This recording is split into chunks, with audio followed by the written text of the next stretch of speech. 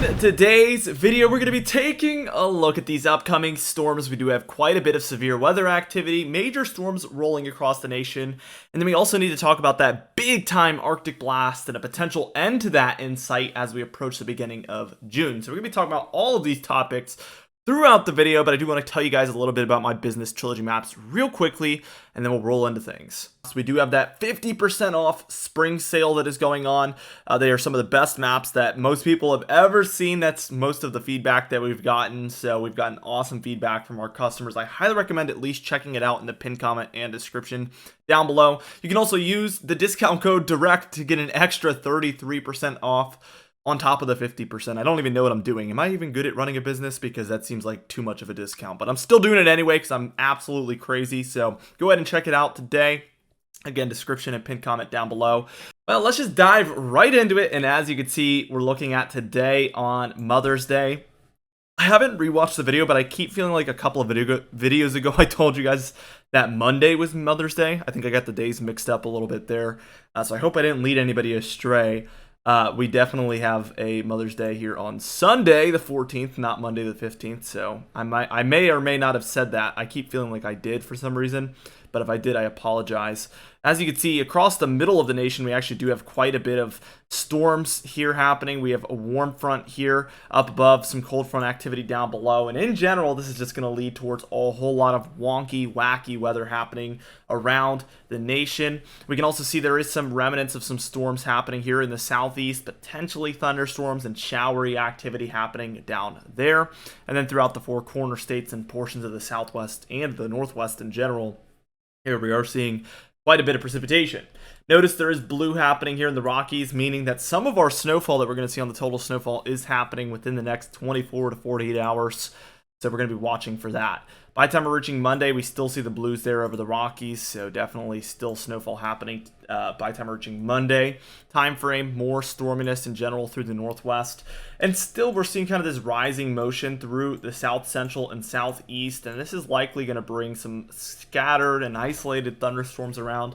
As we approach more of a summer-like pattern, this is going to become more of a common occurrence. Obviously, if you live in these areas, you would already know that. But as we approach late May into June, into July, this is only going to become more and more common as we reach into the hotter portions of the year and the more humid portions of the year, of course.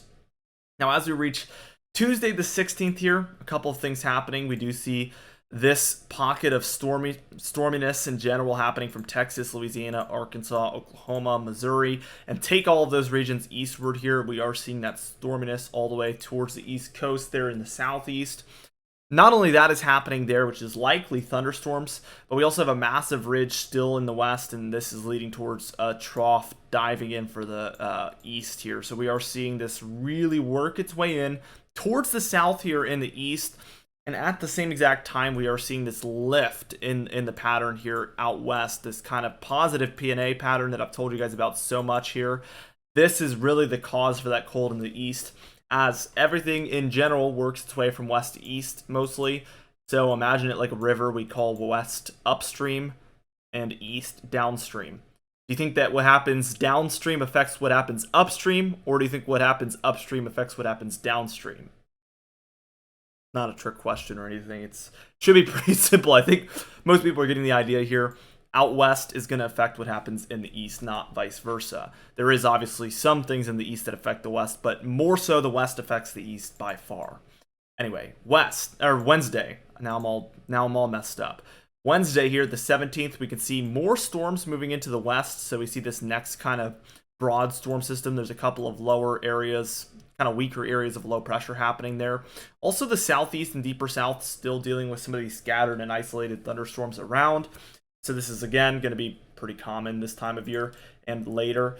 By the time reaching Thursday the 18th, we do get a little bit more of a major storm system here. As you can see, there is a low taking place here very far north, upper Midwest there in the United States. And even as we work our way down south there in the Canadian regions there, we can see that this has a cold front extending down from it here and likely would lead towards some severe weather implications and severe weather underneath. You can also see a bit of a warm front there, so perhaps we're seeing some warming here in the east by this point around the 18th.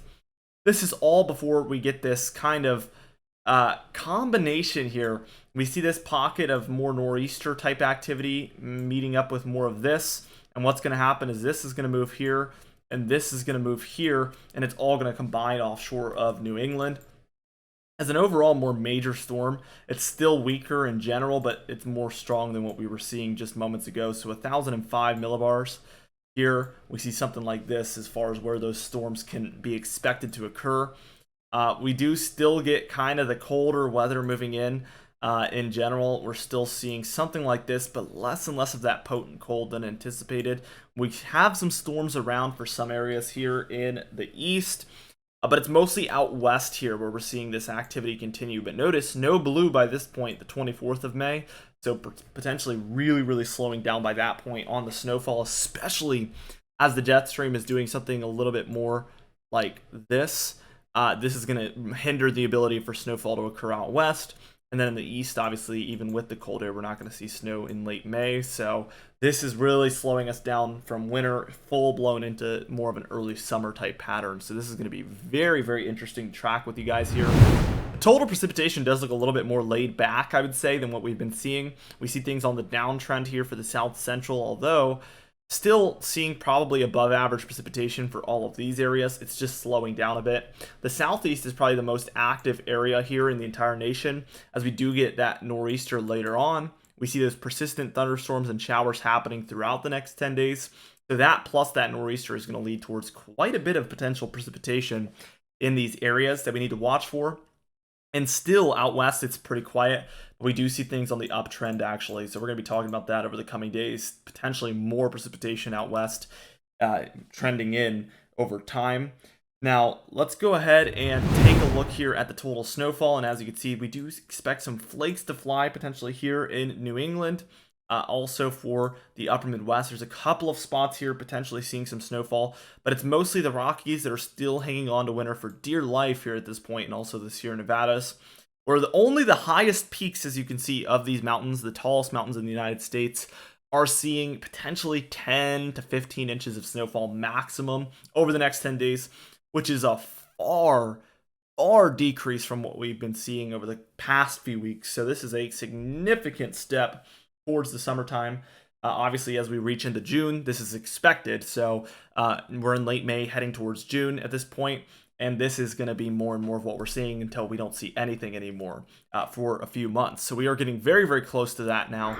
Let's go ahead and dive into the temperature pattern. Things are expected to stay warm a little bit through the day today, but really the cooling down starts today, and especially Monday here in the east, we can see some pockets of cold, pockets of warmth.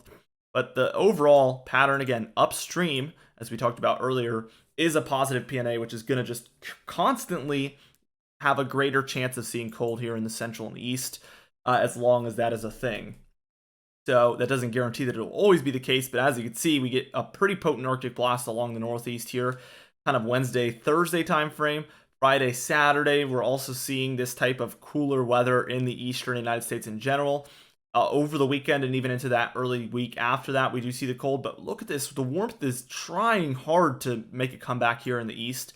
But I think what's interesting is still by the 29th, there's still a positive PNA out here prevailing. And this is going to continue to bring more neutral to below normal temperatures in the east until this comes to an end, likely. So that is going to, basically at this point, we expect the best chance, if I was to give you the most likely outcome here, is that we continue on a more cool to temperate east until at least the beginning of June, which is going to be very interesting. It looks like there will be some warmer days, but in general, that positive PNA does not want to let go out west.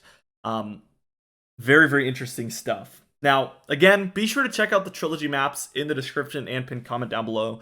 The discount we have going on is absolutely insane. I'm hardly even making any money off of it. It's basically charity at this point.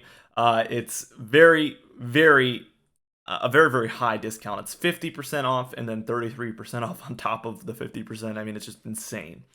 Anyway, be sure to also subscribe. We're going to be really tracking this pattern as we reach into the late May, early June timeframe. I am curious how that's going to play out.